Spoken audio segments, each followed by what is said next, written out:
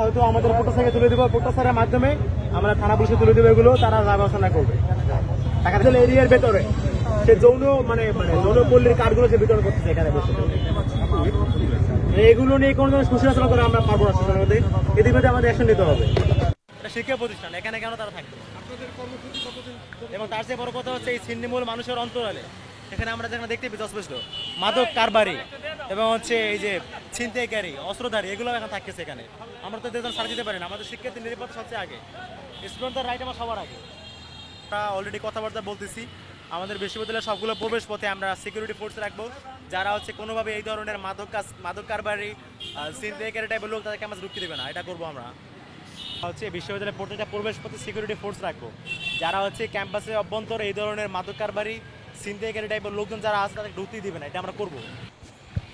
হ্যাঁ, আমার প্রতিক্রিয়া, আমি এটার পক্ষে ছিলাম, আছি, সবসময় থাকবো। আমি চাই আমার ক্যাম্পাসটা সুন্দর হোক, একটু নিরাপত্তার দিকে আমার ক্যাম্পাসটা, যেখানে আমি সব সময় দিনে রাতে একটু সেফলি ঘুরতে পারবো। সারাদিন ক্লান্তির পর যদি আমি সন্ধ্যার দিকে একটু বের হয়ে যেতে ফ্রেশম্যান না পাই, তাহলে আমি ক্যাম্পাসে থেকে আমার কী লাভ? সেখানে ক্যাম্পাসে আমার এই জায়গাটা বিশেষ করে আপনার মাদক গ্রহণ চলে, প্লাস হচ্ছে আপনার তারা চাপাতি বা ছুরি নিয়ে ঘোরাঘুরি করে, যেটা আমাদের জন্য আপনার খুবই ইনসিকিউরিটি ফিল করি আমরা সবসময়। আমরা সবসময় চাই যে আমাদের ক্যাম্পাসটা একটু নিরাপদ হোক, আমরা নিরাপদভাবে থাকতে পারি, এটা পড়াশোনার পরিবেশ বিরাজ করুক, এটাই।